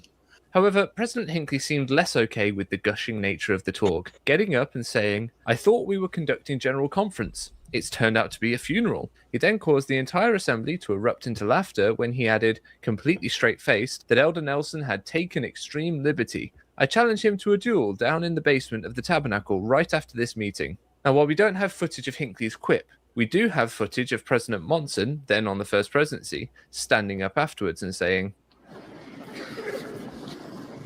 President Hinckley, President Faust, and I will serve as your seconds. But this isn't the first time that Nelson and Hinckley have clashed. Perhaps more famously, in the April 1990 General Conference, Russell M. Nelson gave this talk about the name of the church. Right, so I want to make a few things clear here. I did chop up these upcoming conference talks because I wanted to focus on the main points and focus on all the similarities between them. But I don't want anyone to be misled and think that I'm taking things wildly out of context or that I'm manipulating the talks in any way. The full talks are in the description, so you can go check them out there and you can watch the entire thing, start to finish, with no cuts, no edits. Okay? He's doing it to show the Doritos. Let's get back to it. Today, I would like to speak about a name. We're all pleased when our names are pronounced and spelled correctly. Sometimes a nickname is used instead of the real name, but a nickname may offend either the one named or the parents who gave the name. Thus shall my church be called in the last days, even the Church of Jesus Christ of Latter-day Saints. Nearly 2,000 years ago, the Lord said, "Ye shall call the church in my name. And howbeit my church, save it be called in my name." 6 months later, Gordon B. Hinckley got up, directly addressed Nelson's talk, and then completely undermined it. 6 months ago in our conference, Elder Russell M. Nelson delivered an excellent address on the correct name of the church. He quoted the words of the Lord himself. "Thus shall my church be called in the last days, even the Church of Jesus Christ of Latter-day Saints." The Mormon Church, of course, is a nickname, and nicknames have a way of becoming fixed. They will continue to call us the Mormons, the Mormon Church, and so forth. They could do worse. Call us Nelsonites. Mormon means more good. We may not be able to change the nickname, but we can make it shine with added luster. So it's no wonder that the moment Russell M. Nelson became the prophet, he gave a talk making almost exactly the same points as he made in 1990. Let me explain why we care so deeply about this issue. It is a correction. It is the command of the Lord.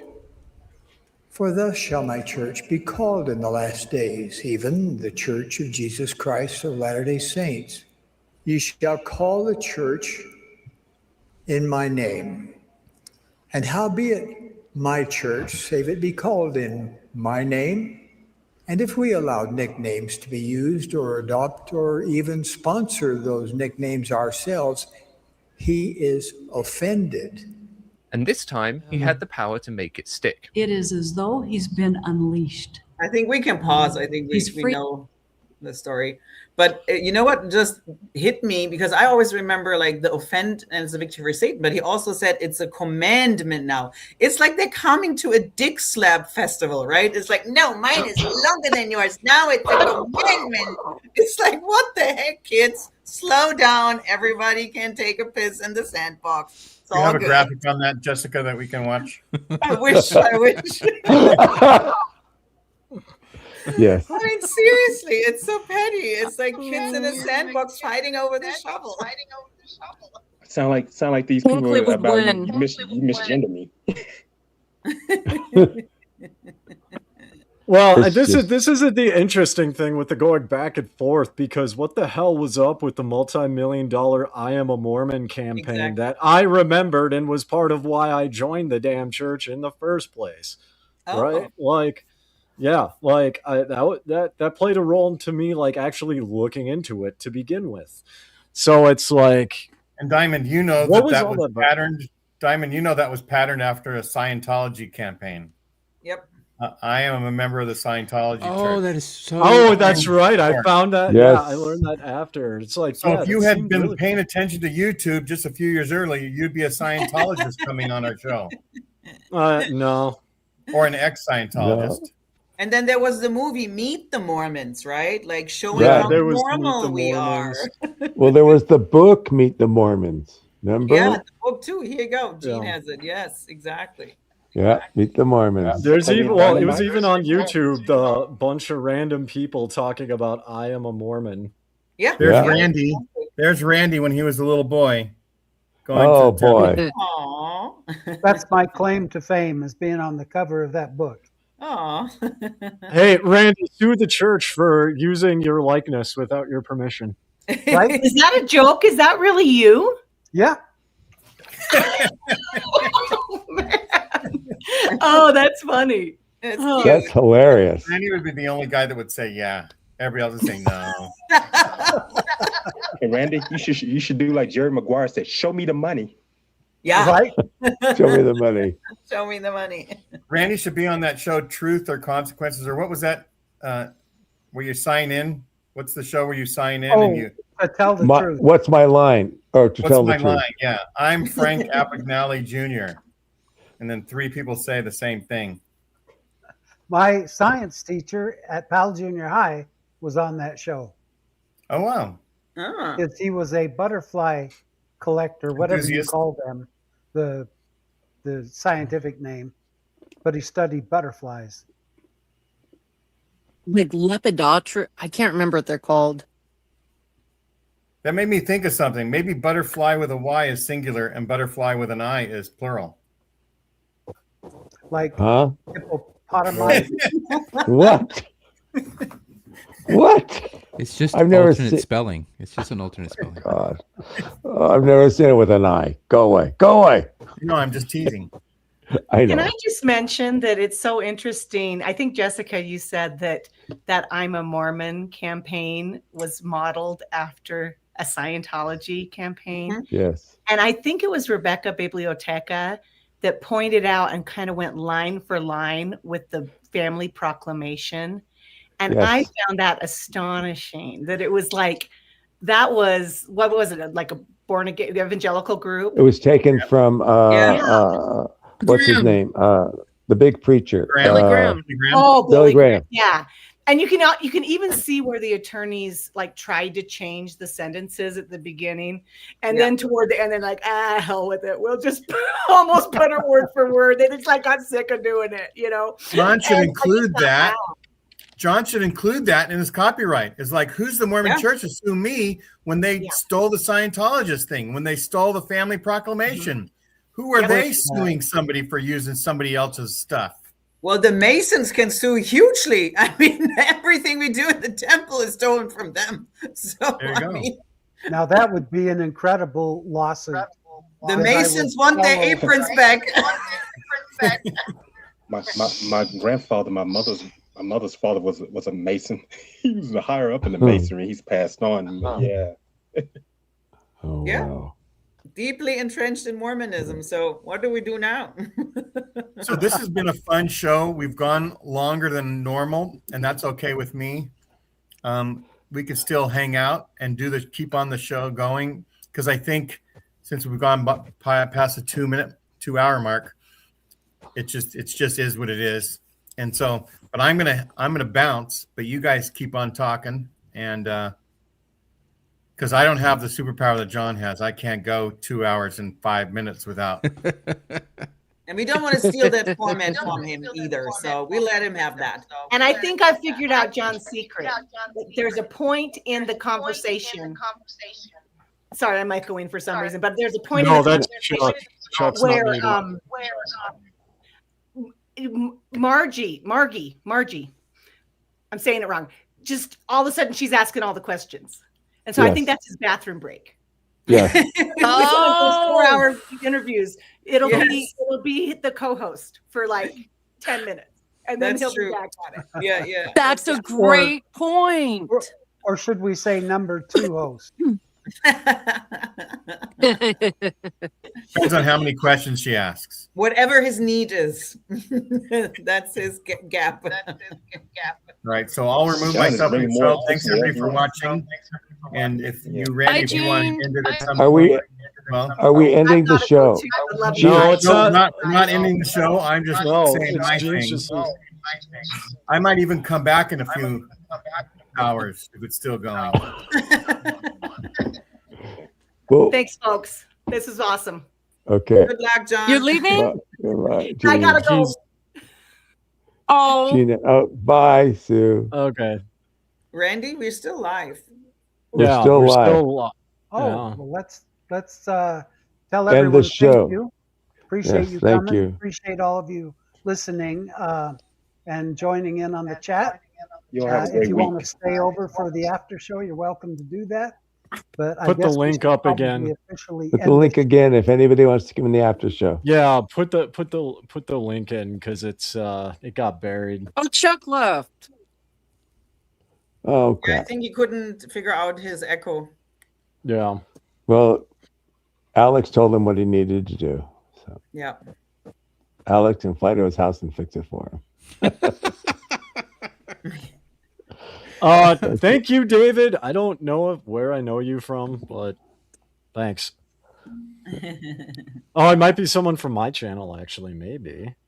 I don't know. I've been on like a series of podcasts recently. Did you put the link in the chat? Put the link in the chat. The link is in the chat. If you want. No, it's not. Hold on, stop. No, it's yes, not.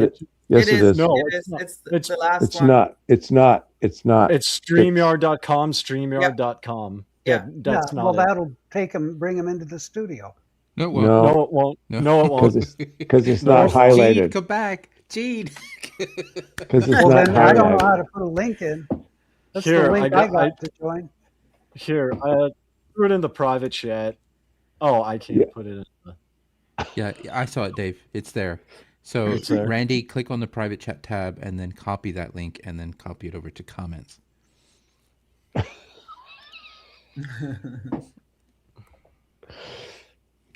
Oh, I see.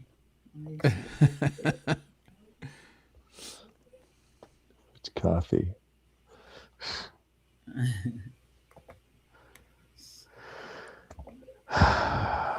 Let's see, right? Okay, there. That'll work.